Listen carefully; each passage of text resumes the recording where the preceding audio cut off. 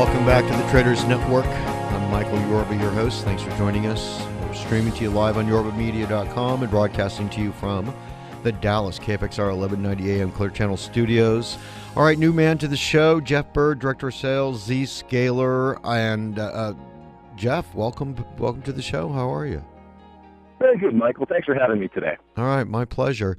All right, Jeff, if you could, you are in the number one hottest sector worldwide. Everybody is trying to hack and steal and lie and cheat, and you keep that from happening as much as you can. Tell us about yourself, a little bit about you, so our audience gets to know you, and then what Zscaler does. Well, absolutely. Well, you hit it right on the nail. I mean, the internet. I mean, everybody comes in and out of the internet through a single pipe, and believe me when I say, there's hot, cold, and sewer water coming through the internet every day, and it's my company's job to make sure to deliver, clean hot water and clean cold water to the people who are supposed to have it, and to keep the sewer water out. What I've been doing over the past 20 years of my career in data communications and networking is, and in the past 15 years with IT security has been helping folks, help secure their networks, whether it be through, different techniques, point products, coming up with different solutions regarding, from the firewall through data leak prevention to, proxy servers, authentication, worked for a number of organizations in the past, including Blue Coat, McAfee, Sophos, most recently before Zscaler.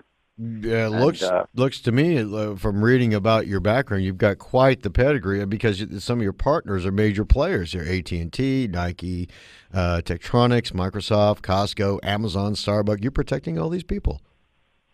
Well, certainly Zscaler has over 4,500 customers. Okay, that gives the audience a scope of your company. Yeah, please. Oh yeah, I mean with Zscaler. Well, we are the world's largest cloud security service out there on the planet. Nordstrom is a big deal down here in Dallas, and are you protecting their numbers? I mean, their people. Right now, not with Zscaler. I've worked with them in the past as part of my bio goes. Okay. But I've had the opportunity most recently to listen to a wonderful presentation from the VP of IT from United Airlines, Mike Kennaugh, who was recently at the RSA Security Conference in San Francisco. And he did a fantastic presentation about how Zscaler was able to protect 40,000 users basically coming up in one weekend, and his big metrics was 0 flight delays. That's a big deal. That's an airline. That's where the rubber meets the road. And yeah, zero. He really was very gracious with his time with me, and also from United's perspective, a phenomenal reference. Okay, well, so you've got 12 million users, 4,500 companies, 183 countries that you're doing business with, and 13 billion web transactions per day to keep track of. That's a big deal. 13 billion web transactions? Yeah. That's actually more than the entire total of Google, Facebook, and Twitter combined on a daily basis. Because when we get a company like a United, pretty much all of their web traffic goes through the Zscaler cloud for security processing. So any type of web transaction, web lookup, per se, that the company would be doing with their CRM or just casually looking at any type of Google lookup, that is all brought through the Zscaler cloud for security processing, and our cloud proxies the internet in 110 different locations around the planet. Nobody else comes close. So have you have partners like Akamai or? No, not really. I mean, Akamai is, what they do is a content distribution. Right. What we would do is if it's web traffic coming in and out of one of our customers, we would make sure that particular web traffic didn't have any bots. And those are the worst right now. No bad cross-site scripting attacks or, guys trying to do port analysis on our customers or any type of malware coming through. We make sure that the traffic is clean, as I said before, that we take in the internet, which is nothing, all things good happen on the internet and all things bad happen on the internet. And we take that pipe and make sure that it's clean for our customers. Let's talk about the IT security technology, because there's something that you do that makes you, the company that you are. Can open that up for us a little bit, the separation here between you and the crowd. It is a cloud. And, the thing about Zscaler that excites me the most is the way we liberate our customers from having to, quite frankly, deal with all of these security appliances. Mm-hmm.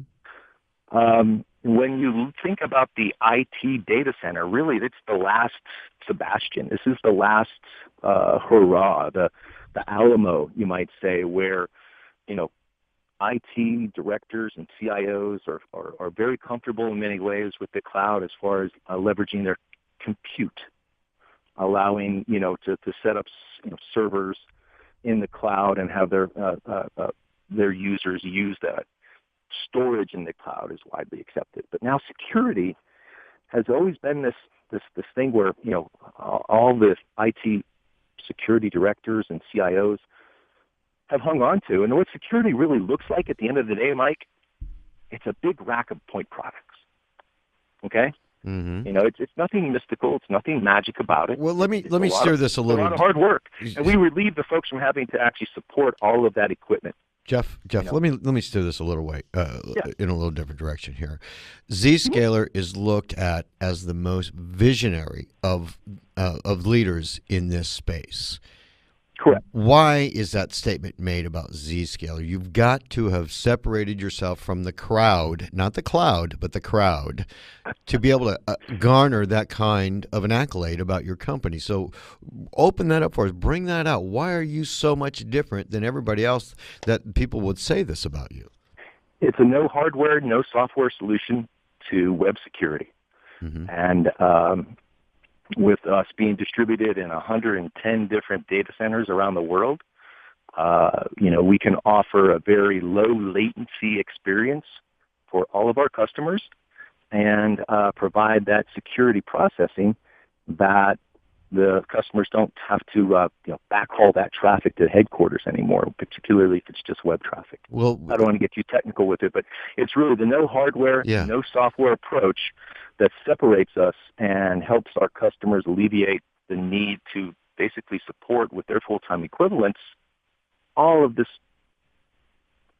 hardware, whether it be at the data center, at the headquarters, or even a lot of folks will say worse, is distributing a lot of that hardware. So then now you have to support hardware all around the world or all around the country. And that becomes very capital intensive for folks. Yeah, I would think that would be very capital intensive on multiple levels. So you're able to actually have better margins for your company and thereby better pricing for your clients. Did I get that one right with what you guys were doing with this type of technology? Well, I think we you can harvest money, if you're a company, to pay for our service, because you can look at reduced full-time equivalent costs, because now they don't have to babysit the URL filter, the proxy server, the bot filter, the malware filter, the data leak prevention. I mean, all these different point products that are in that security rack.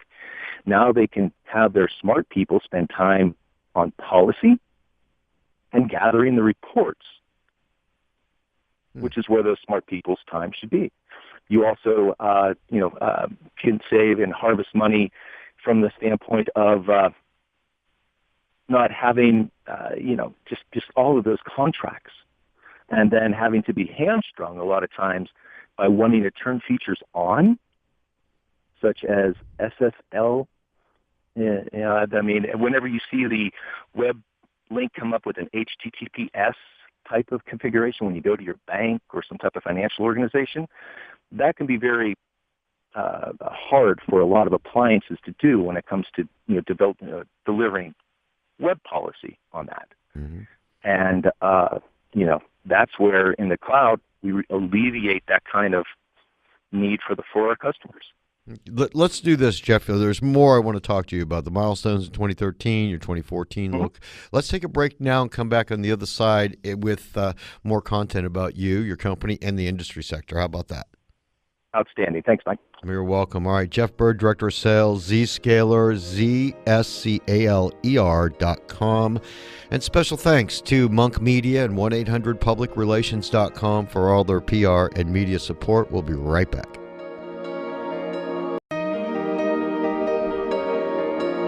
Welcome back to the Traders Network. I'm Michael Yorba, your host, coming to you live from the KFXR 1190 AM Clear Channel Dallas studios, streaming to you on our website, yorbamedia.com. On the show, I've got Jeff Bird, Director of Sales, Zscaler. All right, Jeff, welcome back to the segment. Appreciate that.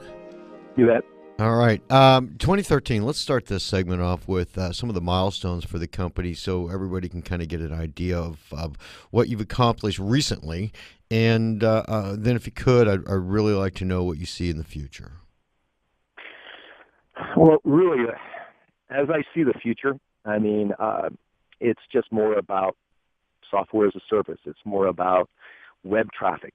It's, I sat through a presentation most recently this past fall with the former CIO of a Home Street Bank. It's an outfit here in the Pacific Northwest, and he was talking about how the role of a CIO has changed so dramatically over the past, 10 years. Whereas, of the 150 applications, software applications that the bank was using, one, Mike, was one that they actually supported, where he had developers and programmers. Where, he was saying, 10 years ago or more, he would have a fleet of folks supporting applications. This is the same type of thing where the future's going. I also had a chance to speak with Michael Cockrell, the CIO of the state of Washington, and he is just, the state of Washington is a cloud-first state. We look to the cloud first for a solution. We look to SaaS first, software as a solution, to help our agencies and the government folks. But that's where the future is going. And as you add more and more web traffic out there, that's where the boogeyman resides. That's where everything good resides and everything bad resides. And that's where, where Zscaler is a disruptive technology, is a way of for folks to really embrace that web traffic and feel comfortable, that cloud security is not an oxymoron, that it's for real, and that it doesn't have to absorb so many cycles and dollars within an organization. Our service is a complete OpEx type of service. There's no capital involved. It is a complete service. I'm really unfamiliar with that term disruptive technology actually means when it comes to your space. Can you explain that to me? Well, more again, particularly when you're looking at, I don't mean to get too technical, but large companies, they will develop these large networks with the intention of having a hub and spoke. They develop these large networks on these MPLS type of networks. I do some talks around trade shows. These, multi-protocol label switching networks were never really designed for web traffic. They're put out there for the company's 3270 applications that were on the frame relay network that are now on the MPLS network. I mean, the funky applications that an organization can never get rid of. They're for the voice type of applications that are very latency sensitive and deterministic when it comes to, unified communications, and for ERP type of things. The advent of having all this web traffic now being, on these SaaS applications being mainstream, it's not that the internet is going enterprise. The internet has gone enterprise, Mike. I had And to, Jeff. I had some calls coming in, come in from texting some questions from the audience. Let me throw a couple of these things out there. sure. One of our guests wanted to know, how big is the market? I mean, obviously everybody's really concerned about IT, but how big is the market in like dollars and cents? And what does an average company, or there is no average company, but what do companies Mhm. spend to to cure this issue? Sure. I believe that the secure web space, the secure web gateway space that Gartner covers us on, by Peter Firstbrook, who is our analyst, you might say, he's out of Toronto. I believe it's a $2.3 billion space that we share with the likes of the Cisco's and the WebSenses, the McAfee's.